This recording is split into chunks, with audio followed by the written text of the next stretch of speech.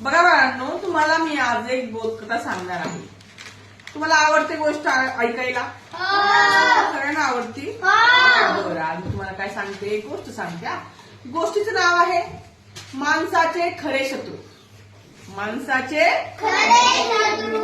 एक व्यापारी होता आणि तो आपल्या व्यापारात खूप म्हणजे प्रसिद्ध होता. प्रथित यशाचा व्यापारी तो होता. म्हणजे त्याचा व्यापार खूप चांगला चालायचा. आता की नाही, त्याला असं समजतं की एका जंगलात एक रहस्यमय आरसा आहे. काय आहे? रहस्यमय आरसा आहे.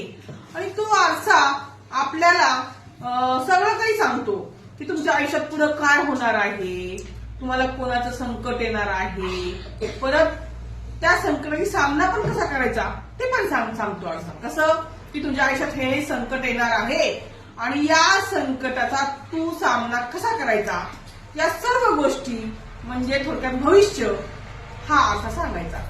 असं त्याच्या कानावर आलं.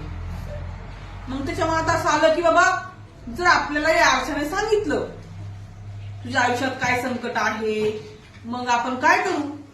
मी जगात काय होईल? एक नंबर व्यापारी होईल. काय होईल? माझ्यापेक्षा पुढे कुणी जाणार नाही, मीच पुढे जाईल. कारण मला पुढचं सगळं समजेल ना, आरसा सगळं सांगेल माझं पूर्ण भविष्य.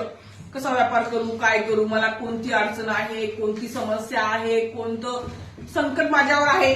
म्हणून तो काय करतो? शोध घेत घेत काय करतो? आपल्या मित्राबरोबर त्या जंगलात जातो. ज्या ठिकाणी हा आरसा असतो त्या ठिकाणी शोधत शोधत अगदी दाट जंगलात हा आरसा ठेवलेला असतो. आता हा जातो, हा काय करतो? मित्रांना बाहेरच ठेवतो आणि हा आत जातो. तिथं थोडीशी गुफासारखं असतं आणि थोडस दाट जंगलात हा आरसा ठेवलेला असतो. आता हा आत जातो आणि हा आरशामध्ये बघतो. आता आरशामध्ये बघितलं की आरसा काय करतो की सांगतो आरसा की तू तुझ्या मित्राबरोबर व्यवसाय करतोय, व्यापार करतोय, तो तुला धोका देऊ शकतो.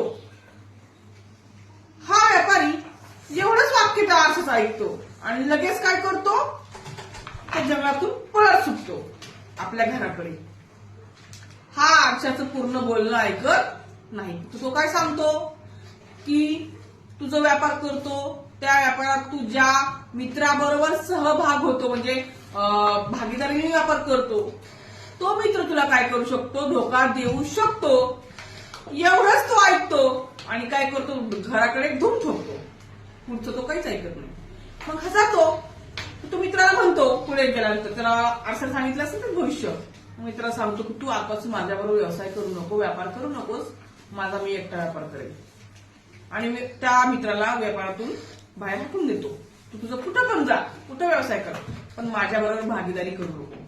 आता असं केल्यानंतर काय होतं मुलांना माहितीये का? दिवसाबाबत दिवस जातात. त्याचा व्यापार हळूहळू काय होतो? कमी होतो.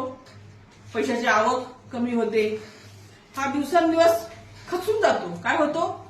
खचून जातो आणि विचार करू लागतो की व्यवसाय कमी झाला, व्यापार कमी झाला, मित्राचा सहभाग नाही, मित्राची साथ नाही.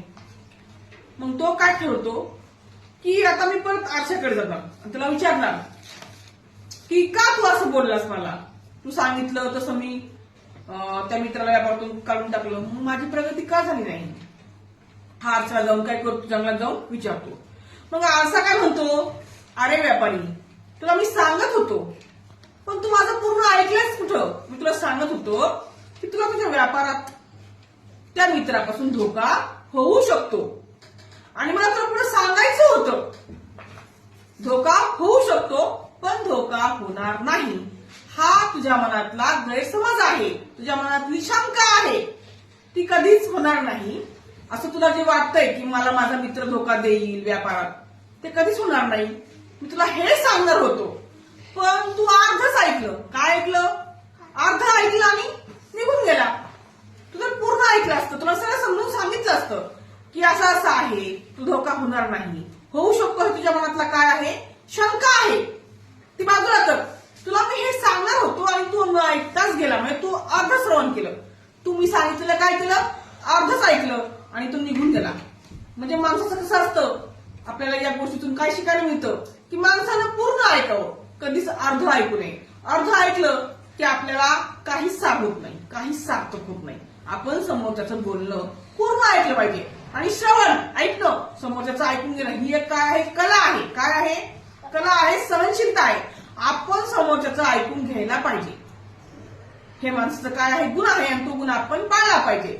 आणि असं सांगितलं की तू पूर्ण माझं न ऐकल्यामुळं तुझ्या मनातील गर्व, तुझ्या मनातील अहंकार, तुझ्या मनातील शंका, तुझ्या मनातील कुशंका, तुझ्या मनातील गैरसमज, यामुळे तुझं काय झालं, नुकसान झालं, तुझा व्यापार बुडाला. म्हणजे माणसाचे खरे शत्रू गर्व, अहंकार आणि स्वतःलाच मोठं समजायची प्रवृत्ती, हे खरे माणसाचे काय आहे, शत्रू आहे. जेव्हा माणूस आपल्या मनातील गर्व, अहंकार, लोभ याचा काय करील, त्याग करील, तेव्हा माणूस सर्वश्रेष्ठ बनेल. तेव्हाच माणसाची काय होईल, प्रगती होईल. हे आपल्याला या गोष्टीमधून काय होतं, शिकायला मिळतं. कधीही कुणाला कमी समजू नये, कधीही कुणाला कमी समजू नये. नेहमी इतरांना काय करावी, मदत करावी. कधीही माणसाने गर्व, अहंकार करू नये. समजली गोष्ट तुम्हाला आवडली? ओके.